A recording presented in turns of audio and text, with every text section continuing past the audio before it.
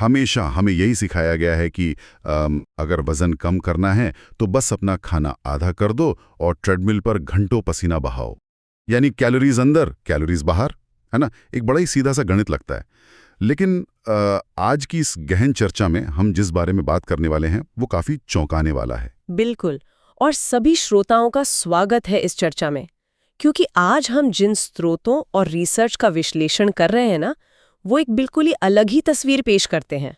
हाँ, मतलब सोचिए, क्या हो अगर कोई व्यक्ति महीनों से भूखा रह रहा हो, जिम में अपनी पूरी जान लगा रहा हो, फिर भी उसका वजन तस से मस ना हो रहा हो, सिर्फ इसलिए क्योंकि उसका शरीर अभी भी पिछले हफ्ते खाए गए किसी प्रोसेस्ड खाने से लड़ रहा है।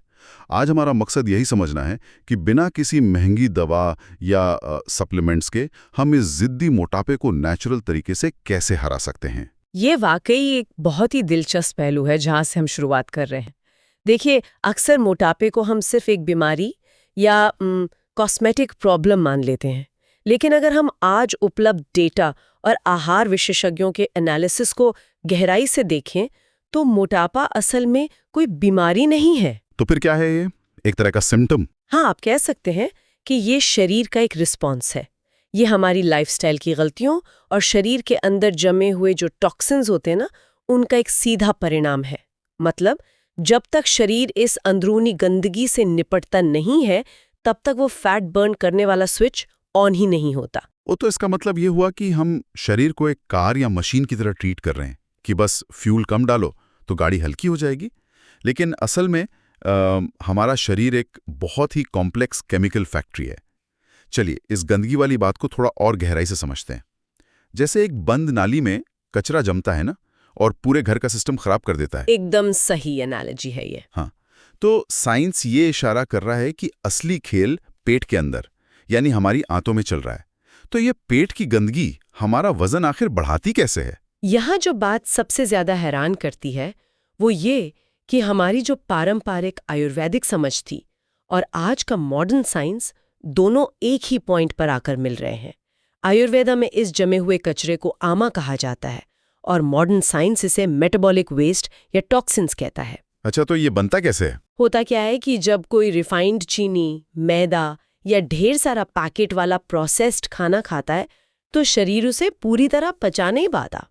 ये आधा पचा हुआ खाना हमारी आंतों की दीवारों पर ना एक चिपचिपे पदार्थ की तरह जमने लगता है, और इसके साथ ही दिन भर कम पानी पीना, ठीक से ना सोना और छोटी छोटी बीमारियों में एंटीबायोटिक्स का बहुत ज्यादा इस्तेमाल करना। वाह, एंटीबायोटिक्स से आंतों का क्या कनेक्शन है? कनेक्शन है ना, ये सब मिलकर हमारी आंतों की जो असली रक्षक होते हैं उन्हें मार देते हैं। रक्षक?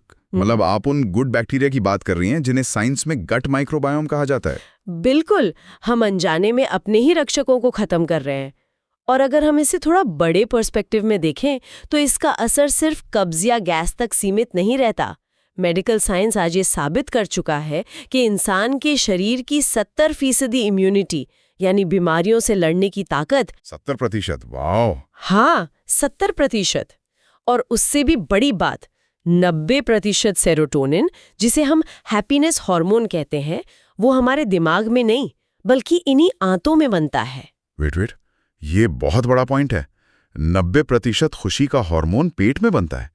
इसका मतलब अगर पेट में कचरा जमा है तो इंसान सिर्फ फिजिकली ही नहीं बल्कि मेंटली भी थका हुआ और चिड़चिड़ा महसूस करेगा, है ना? एकदम सही पकड़ा आपने।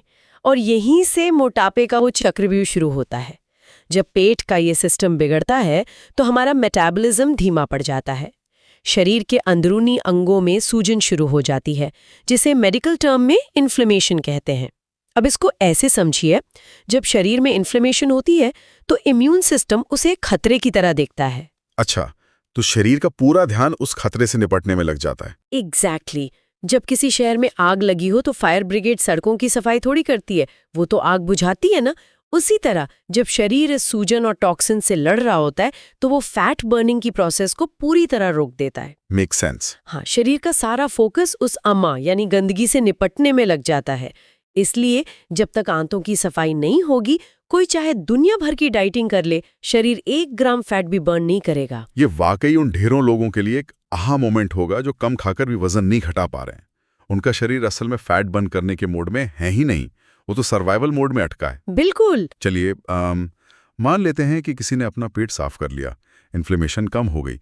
अब ये समझना बहुत ज़रूरी है कि हमारा शरीर इस फैट को एनर्जी में आखिर बदलता कैसे है। अगर कोई खाना कम कर रहा है तो शरीर को वो सिग्नल कैसे मिलता है कि भैया अब जमे हुए फैट को पिघलाने का वक्त आ गया है।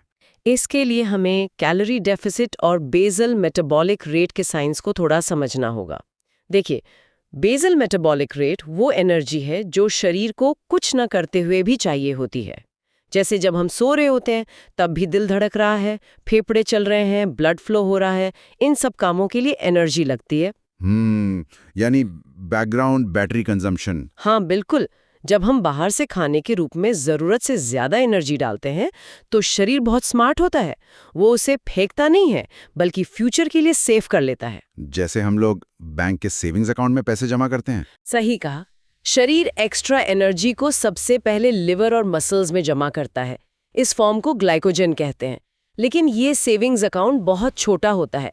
जब ये पूरी तरह भर जाता है तब शरीर उस एक्स्ट्रा एनर्जी को एक फिक्स डिपॉजिट में बदल देता है। और वो फिक्स डिपॉजिट हमारा फैट है। हाँ, वही फैट जो पेट, जंघों और कमर के आसपास जमा होने लगता है। तो इसका मतलब वजन कम करने के लिए हमें शरीर को मजबूर करना होगा कि वो उस फिक्स डिपॉजिट को यानी उस फैट को तोड़े। सही बात है। लेकिन शरीर इतनी आसानी से एफडी नहीं तोड़ता। वो पहले अपने सेविंग्स अकाउंट यानी ग्लाइकोजन को खाली करता है। और यहाँ स्रोतों में एक बेहद रोचक फैक्ट सामने आता है जो हर उस व्यक्ति को जानना चाहिए जिसने कभी डाइट शुरू की हो। वो क्या है? साइंस बताता है कि कार्बोहाइड्रेट का 1 ग्राम मॉलिक्यूल शरीर के अंदर अपने साथ 3 ग्राम पानी को होल्ड करके रखता है। ओह, तो इसका मतलब जब कोई व्यक्ति डाइटिंग शुरू करता है, रोटी या चावल खाना कम करता है, तो शुरुआती कुछ दिनों में शरीर का ग्लाइकोजन कम होता है। और क्योंकि वो ग्लाइकोजन अपने साथ ढेर सारा पानी पकड़े हुए था, तो वो पानी भी शरीर से बाहर निकल जाता है। इसलिए पहले हफ्ते में जो वजन बहुत तेजी से कम होता दिखता है, जैसे 2 या 3 किलो, वो असल में फैट नहीं होता, वो सिर्फ पानी होता है।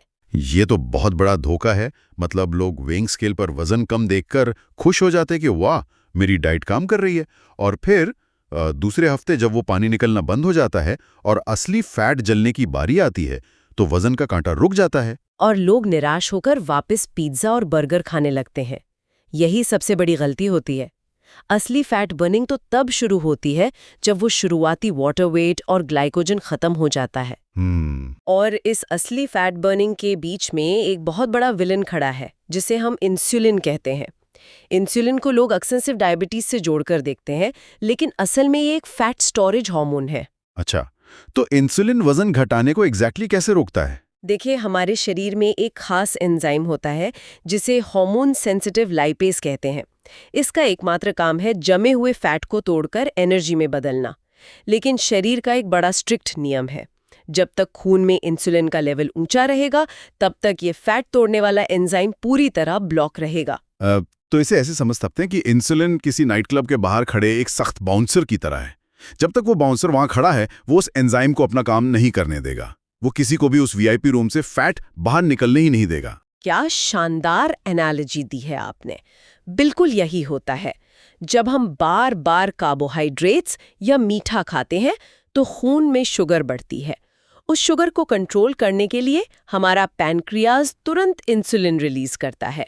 और जब तक इंसुलिन घूम रहा है तब तक फैट लॉक्ड है। हाँ, क्योंकि शरीर को लगता है कि बाहर से लगातार एनर्जी आ रही है, तो वो जमे हुए फैट को क्यों छुएगा। इसलिए फैट का बर्न होना बायोलॉजिकली इम्पॉसिबल हो जाता है। ये वाकई आंखें खोलने वाला साइंस है। लेकिन यहाँ एक बहुत बड़ा पैराडॉक्स, एक विरोधाभास आ जाता है।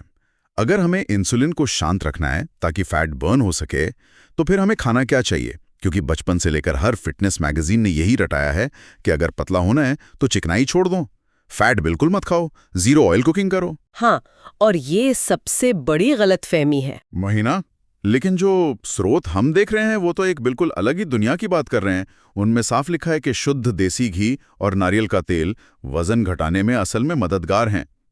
ये कैसे मुमकिन है कि फैट खाने से फैट कम होगा? मैं समझ सकती हूँ कि ये बात हजम करना थोड़ा मुश्किल है, क्योंकि दशकों से हमें गलत जानकारी फीड की गई है। लेकिन अगर हम उस इंसुलिन वाले पॉइंट पर वापस जाएं, तो जवाब बहुत साफ हो जाता है। कैसे? जब हम कार्बोहाइड्रेट या मीठा खाते हैं तो इंसुलिन बहुत तेजी से ऊपर भागता है। जब हम प्रोटीन खाते हैं तो इंसुलिन थोड़ा सा बढ़ता है। लेकिन जब हम हेल्दी फैट खाते हैं जैसे देसी घी, मक्खन या नारियल का तेल, तो इंसुलिन बिल्कुल भी नहीं बढ़ता। हो वाह, मतलब फैट खाने से वो बाउंसर्स होता रहता है। एकदम सही। फैट इंसुलिन को ट्रिगर ही नहीं करता। इसलिए स्रोतों में जो आहार विशेषज्ञ हैं वो सलाह देते हैं कि कार्बोहाइड्रेट को कम करो और हर मील में अच्छी क्वालिटी का प्रोटीन शामिल करो, जैसे पनीर, अंडे, दालें या सोया, और इसके साथ हेल्दी फैट्स खाओ। इसका सीधा असर ये होता है कि इंसुलिन का लेवल शांत रहता है। और इंसुलिन शांत रहेगा तो वो एंजाइम अपना काम करता रहेगा। हाँ, और शरीर लगातार फैट बर्निंग मोड में रहता है। इसके अलावा एक और फायदा है, फैट पचने में टाइम लेता है, जिससे पेट लंबे समय तक भरा हुआ महसूस होता है और बार बार कुछ स्नैक खाने की इच्छा नहीं होती। ये बार बार कुछ खाने वाली बात से मुझे स्रोतों की एक और कॉन्सेप्ट याद आ रही है जो काफी डीप थी, असली भूख। बिल्कुल, ये एक बहुत ही जरूरी कॉन्सेप्ट है। हम लोग नेचुरल तरीके से खाना भूल चुके हैं और बस घड़ी देखकर खाने के आदी हो गए हैं। दोपहर के 1 बज गए, चलो लंच कर लें, भले ही भूख ना हो। शाम के 5 बज गए तो चाय के साथ कुछ नमकीन खा लें। सही बात है। जैसे पुराने समय में इंसान तभी खाता था जब उसे बहुत तेज भूख लगती थी या कोई शिकार मिलता था। वो टाइमर लगाकर नहीं बैठता था कि अब स्नैक टाइम हो गया है। हाँ, शरीर को जब सच में एनर्जी की जरूरत होती है तभी भोजन देना चाहिए। और इसके विपरीत आज हम क्या देख रहे हैं? लोग वजन घटाने के लिए शॉर्टकट्स ढूंढ रहे हैं। पूरा मार्केट फैट बर्नर सप्लीमेंट से भरा पड़ा है। और आजकल तो दवाइयों का भी मिसयूज हो रहा है। वही तो, जो दवाइयाँ डायबिटीज के मरीजों के लिए बनी थीं, जैसे ओजेम्पिक के इंजेक्शंस, उनका इस्तेमाल लोग रातों रात पतला होने के लिए कर रहे हैं। हाँ, ये ओजेम्पिक वाला ट्रेंड तो आग की तरह फैल रहा है। लेकिन ये चीजें शरीर के अंदर जाकर आखिर करती क्या है? ये शरीर के साथ एक बहुत भयंकर खिलवाड़ है। ये इंजेक्शन बेसिकली पेट के खाली होने की प्रोसेस को इतना धीमा कर देते हैं कि इंसान को लगता है उसका पेट हर वक्त भरा हुआ है। लेकिन स्रोत बताते हैं कि इसके बहुत गंभीर और जानलेवा साइड इफेक्ट्स होते हैं। बाप रे, जानलेवा? हाँ, इससे गैस्ट्रोपेरेसिस यानी पेट का लकवा हो सकता है, जहाँ पेट खाना पचाना ही भूल जाता है। और एक और बात, इससे जो वजन कम होता है ना, उसमें सिर्फ फैट नहीं जाता, बल्कि ढेर सारी मांसपेशियां यानी मसल्स भी खत्म हो जाती हैं। यानी इंसान बाहर से पतला तो दिखता है लेकिन अंदर से बिल्कुल खोखला और कमजोर हो जाता है। बिल्कुल, नेचर के रूल्स तोड़ने का कोई शॉर्टकट नहीं होता। एकदम सही। कोई जादू की छड़ी काम नहीं आने वाली। अब जब हम समझ चुके हैं कि इंसुलिन को कैसे शांत रखना है और हेल्दी फैट क्यों जरूरी है, तो वापस उस गंदगी या अमा की सफाई पर आते हैं। शरीर की ये डीप क्लीनिंग प्रैक्टिकली कैसे की जाए? मतलब मान लीजिए अगर हमारे किसी लिसनर को कल सुबह से ही एक हेल्दी रूटीन शुरू करना हो, तो ये नया साइंस और हमारी पुरानी परंपरा मिलकर कैसी दिनचर्या बनाते हैं? सुबह उठने से लेकर रात को सोने तक का रूटीन कैसा दिखना चाहिए? देखिए, इसके लिए बहुत ही प्रैक्टिकल और असरदार कदम उठाए जा सकते हैं। दिन की शुरुआत से ही शरीर की सफाई शुरू होनी चाहिए। सुबह उठते ही जो सबसे पहली चीज आपके पेट में जाती है वो बहुत मायने रखती है। तो बेड टी या कॉफी का क्या? बिस्तर पर खाली पेट चाय या कॉफी पीने की आदत को पूरी तरह बंद करना होगा। चाय में जो कैफीन और चीनी होती है वो खाली पेट में एसिडिटी का बॉम्ब फोड़ती है। तो फिर चाय की जगह क्या लिया जाए? दिन की शुरुआत कैसे करें? बहुत ही सिंपल चीजें जो हमारी रसोई में ही मिल जाते हैं। खाली पेट 1 ग्लास गुनगुने पानी में आधा नींबू और 1 चुटकी सेंधा नमक डालकर पीना चाहिए। सेंधा नमक शरीर में इलेक्ट्रोलाइट्स को बैलेंस करता है और नींबू लिवर को डिटॉक्स करता है। और अगर नींबू ना लेना हो तो एक और बढ़िया ऑप्शन है, जीरा, सौंफ और अजवाइन को बराबर मात्रा में भूनकर पाउडर बना लें और सुबह 1 चम्मच गर्म पानी के साथ लें। ये आंतों में जमे हुए उस अमा को काटने का काम करता है।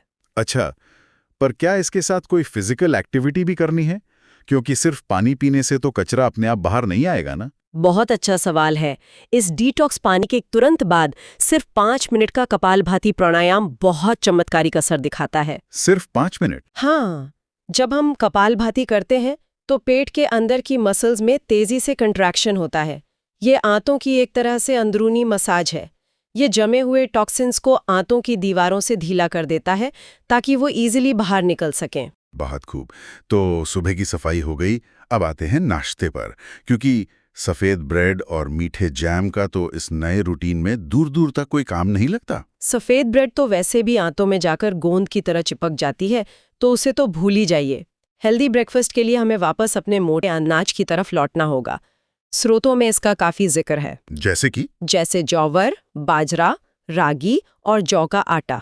इन आटों को मिलाकर इनमें ढेर सारी कद्दूकस की हुई सब्जियां जैसे लौकी, गाजर या पालक डालकर चीला बनाया जा सकता है।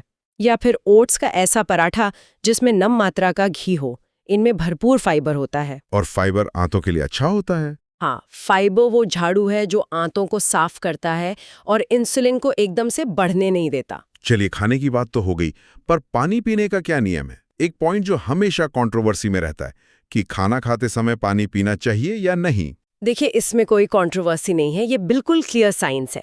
दिन भर में 3 से 4 लीटर पानी पीना अनिवार्य है, क्योंकि पानी ही उन टॉक्सिन्स को फ्लश आउट करेगा। और ये उस झूठी भूख को भी मारता है जब शरीर को असल में सिर्फ प्यास लगी होती है। लेकिन सबसे बड़ा नियम ये है कि खाने के तुरंत पहले, खाने के दौरान और खाने के तुरंत बाद पानी बिल्कुल नहीं पीना है। ऐसा क्यों? इसके पीछे का मैकेनिज्म क्या है? जब हम खाना खाते हैं तो पेट के अंदर हाइड्रोक्लोरिक एसिड यानी HCl और कई पाचक रस रिलीज होते हैं। ये रस बहुत स्ट्रॉन्ग होते हैं ताकि वो खाने को गलाकर पचा सकें। अब सोचिए, पेट के अंदर खाने को पकाने के लिए एक आग जल रही है और आपने ऊपर से 1 गिलास ठंडा पानी डाल दिया। ओह, तो वो एसिड पानी में घुल के पतला हो जाएगा और उसकी डाइजेशन की ताकत खत्म हो जाएगी। एकदम सही। जब वो डाइजेस्टिव जूसेस पतले हो जाते हैं तो खाना पचता नहीं है, बल्कि पेट में पड़ा पड़ा सड़ने लगता है। और उसी सड़ने से गैस, एसिडिटी और फिर से वही आमा या टॉक्सिन्स बनने लगते हैं। इसलिए पानी हमेशा खाने से कम 45 मिनट पहले या 1 घंटे बाद ही पीना चाहिए। ये तो बहुत ही लॉजिकल बात है। और रात के खाने यानी डिनर का क्या नियम होना चाहिए? रात का खाना सूरज ढलने के आसपास यानी शाम 7 बजे तक हो जाना चाहिए। जैसे जैसे रात होती है हमारा मेटाबॉलिज्म अपने आप धीमा हो जाता है। इसलिए डिनर में भारी कार्बोहाइड्रेट्स यानी गेहूं की रोटी या सफेद चावल से बचना चाहिए। तो रात में क्या खाएं? उसकी जगह सब्जियों का सूप, हल्की सौटे की हुई सब्जियां या फिर बहुत ही हल्की मूंग दाल की खिचड़ी लेनी चाहिए। और सोने से पहले की एक शानदार आदत है 1 गिलास गर्म पानी में त्रिफला चूर्ण या उबाली हुई दालचीनी का पानी लेना। इसका क्या फायदा होता है? ये रात भर आपके मेटाबॉलिज्म को एक्टिव रखता है और सुबह पेट साफ करने में बहुत मदद करता है। तो लगभग नकार ही रहे हैं। हाँ, और अगर हम इसे व्यापक नजरिए से देखें तो जिम जाने और वजन कम करने के बीच एक बहुत बड़ा भ्रम पैदा कर दिया गया है। कैसा भ्रम? जिम जाना शरीर में ताकत बनाने, मसल्स डेवलप करने और स्टैमिना बढ़ाने के लिए बेहतरीन है, लेकिन सिर्फ फैट लॉस या वजन कम करने के लिए आपको किसी जिम की महंगी मेंबरशिप की जरूरत नहीं है। मतलब बिना जिम जाए भी कोई इंसान पूरी तरह से फिट और स्लिम हो सकता है? 100%। वजन कम करने की असली लड़ाई जिम में नहीं, बल्कि हमारी रसोई में लड़ी जाती है। फिटनेस का एक बहुत ही वेल नोन रूल है, 80% आपकी डाइट और सिर्फ 20% आपका नॉर्मल एक्सरसाइज। सही बात है। कई बार क्या होता है कि हेवी जिम का दबाव शरीर को फायदे की जगह नुकसान पहुंचा देता है। इन स्रोतों में एक केस स्टडी का जिक्र था जहां एक महिला ने तेजी से वजन कम करने के प्रेशर में हेवी वेट ट्रेनिंग शुरू कर दी।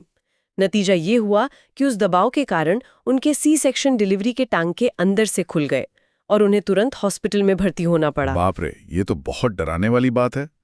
लोग इंटरनेट पर देखते हैं और ब्लाइंडली कुछ भी कॉपी करने लगते हैं। वही ना, शरीर को इतना टॉर्चर करने की कोई जरूरत नहीं है। दिन भर में केवल 30 से 45 मिनट की तेज वॉक या अपने रोजमर्रा के कामों के बीच 10 से 15,000 कदम चलना ही काफी होता है। बस मेन ये है कि शरीर को लगातार चलायमान रखना है। पर एक और इनविजिबल दुश्मन है जो हमारे शरीर को अंदर ही अंदर खा रहा है और जिसका जिम या डाइट से कोई लेना देना नहीं है। वो है तनाव यानी स्ट्रेस। लोग सोचते हैं कि स्ट्रेस तो सिर्फ दिमाग में होता है, उसका फैट से क्या रिलेशन? तो क्या स्ट्रेस सच में पेट के आसपास की चर्बी बढ़ाता है? बिल्कुल बढ़ाता है, और इसका मैकेनिज्म समझना बहुत जरूरी है। जब कोई इंसान लगातार स्ट्रेस में रहता है, चाहे वो ऑफिस के काम का प्रेशर हो, EMI की चिंता हो या रिलेशनशिप्स की उलझन हो, तो शरीर एक सर्वाइवल मोड में चला जाता है, जिसे साइंस में फाइट और फ्लाइट यानी लड़ो या भागो मोड कहते हैं। मतलब शरीर को ऐसा लगता है कि सामने कोई शेर खड़ा है और अब जान बचानी है। एकदम सही। और इस इमरजेंसी सिचुएशन में शरीर एक हार्मोन रिलीज करता है जिसे कॉर्टिसोल कहते हैं। अब शेर से भागने के लिए मसल्स को तुरंत ढेर सारी एनर्जी चाहिए होती है, इसलिए ये कॉर्टिसोल खून में शुगर का लेवल अचानक से बहुत ज्यादा बढ़ा देता है। वेट, बिना कुछ मीठा खाए ही खून में शुगर बढ़ गई? हाँ, शरीर अपने अंदर पहले से जमा एनर्जी को शुगर में कन्वर्ट कर देता है। लेकिन रियल लाइफ में प्रॉब्लम यह है कि वहां सामने कोई शेर तो है नहीं। हम तो बस अपनी डेस्क पर बैठकर लैपटॉप को घूर रहे होते हैं और स्ट्रेस ले रहे होते हैं। तो उस एक्स्ट्रा शुगर का क्या होता है जो खून में घूम रही है? उस एक्स्ट्रा शुगर का कोई फिजिकल इस्तेमाल तो होता नहीं है, तो शरीर उसे वापस फैट में बदल देता है और उसे सीधे पेट के आसपास यानी बेली फैट के रूप में जमा कर देता है। क्योंकि इमरजेंसी के टाइम पेट के हिस्से में फैट स्टोर करना शरीर के लिए सबसे आसान होता है। ये तो बहुत खतरनाक साइकिल है। मतलब अगर कोई इंसान एकदम स्ट्रिक्ट डाइट पर है, डेली वॉक भी कर रहा है, लेकिन दिन भर स्ट्रेस लेता रहता है, तो भी उसका पेट बाहर निकलता ही रहेगा। जी हाँ, एब्सोल्युटली। इसीलिए तनाव को मैनेज करना और रोजाना 7 से 8 घंटे की गहरी नींद लेना वजन कंट्रोल करने के लिए उतना ही जरूरी है जितना कि सही खाना खाना। नींद कोई लग्जरी नहीं है, ये एक बायोलॉजिकल जरूरत है। जब हम गहरी नींद में होते हैं तभी शरीर अपने अंदरूनी टूट-फूट की मरम्मत करता है और इंसुलिन और कॉर्टिसोल जैसे हार्मोन्स को बैलेंस करता है। तो अगर हम आज की इस पूरी गहन चर्चा को समेटें तो एक बहुत ही साफ और उम्मीद से भरा संदेश निकल कर आता है। वजन घटाना कोई ऐसी सजा नहीं है जिसे हमें भुगतना पड़े, और ना ही इसके लिए किसी विदेशी चमत्कारिक दवा, फैंसी डाइट प्लान या महंगे सप्लीमेंट्स की जरूरत है। बिल्कुल नहीं। ये तो बस घर के शुद्ध पारंपरिक भोजन की तरफ वापस लौटने और अपने शरीर के नेचुरल सिग्नल्स को, जैसे वो असली भूख थी ना, उसे फिर से सुनना सीखने का नाम है। सही बात है। और मुझे लगता है कि सबसे पहला और सबसे आसान कदम तो ये हो सकता है कि अपने स्मार्टफोन से उन तमाम फूड डिलीवरी ऐप्स को हमेशा के लिए हटा दिया जाए। क्योंकि जब फोन में चमकते हुए पिज्जा और बर्गर की तस्वीरें ही नहीं दिखेंगी तो शायद आधी झूठी भूख तो वहीं खत्म हो जाएगी। हाँ, ये वाकई एक बहुत शानदार और प्रैक्टिकल शुरुआत होगी। और चर्चा को खत्म करने से पहले मैं श्रोताओं के लिए एक विचार छोड़ना चाहूंगी। अगर हम आज की इस पूरी चर्चा के सार को देखें तो एक बात बिल्कुल साफ है कि इंसान का शरीर नेचुरल, साधारण खाने को पचाने और फिजिकल मेहनत करने के लिए डिजाइन हुआ है। हमारा जो लाखों सालों का एवोल्यूशन है वो इसी तरह हुआ है। लेकिन आज की ये जो आधुनिक लाइफस्टाइल है, जहां बस एक बटन दबाते ही प्रोसेस्ड खाना आपके दरवाजे पर आ जाता है, जहां हमें पानी पीने के लिए भी शायद उठकर नहीं जाना पड़ता, इस पूरी सुविधा ने हमारे शरीर के नेचुरल बायोलॉजिकल सिस्टम को हाईजैक कर लिया है। तो इसका मतलब ये हुआ कि हम अपने डेवलपमेंट और सुविधाओं के नाम पर खुद अपने ही शरीर के दुश्मन बन गए। यही वो सबसे बड़ा सवाल है जिस पर हम सबको सोचना चाहिए। क्या आने वाले वक्त में खुद को फिट रखने का और मोटापे जैसी महामारियों से बचने का एकमात्र तरीका ये होगा कि हमें इन आधुनिक सुख सुविधाओं को पूरी तरह छोड़ना पड़ेगा? क्या हमें अपनी दिनचर्या को जानबूझकर थोड़ा मुश्किल और असुविधाजनक बनाना पड़ेगा, ठीक वैसे ही जैसे सैकड़ों साल पहले हमारे पूर्वज जिया करते थे? क्या मॉडर्न लाइफ की सुविधाएं और इंसान की अच्छी सेहत, ये दोनों चीजें कभी एक साथ नहीं चल सकती? इस पर जरूर विचार कीजिएगा। ये वाकई एक झकझोर देने वाला सवाल है। क्या हमने अपनी जिंदगी को इतना ज्यादा आसान बना लिया है कि अब वही हमारे लिए जानलेवा बन गई है? एकदम उस कार की तरह जो किसी गैराज में खड़ी खड़ी बस इसलिए जंग खा रही है क्योंकि उसे कभी सड़क पर स्पीड में दौड़ने ही नहीं दिया गया। इस गहरे विचार पर मंथन करना वाकई बहुत जरूरी है। तो दोस्तों, आज की हमारी ये गहन चर्चा यहीं समाप्त होती है। अगली बार हम ऐसे ही किसी नए और दिलचस्प विषय की गहराई में उतरेंगे। तब तक के लिए अपना ख्याल रखें और जुड़े रहिए हमारे साथ।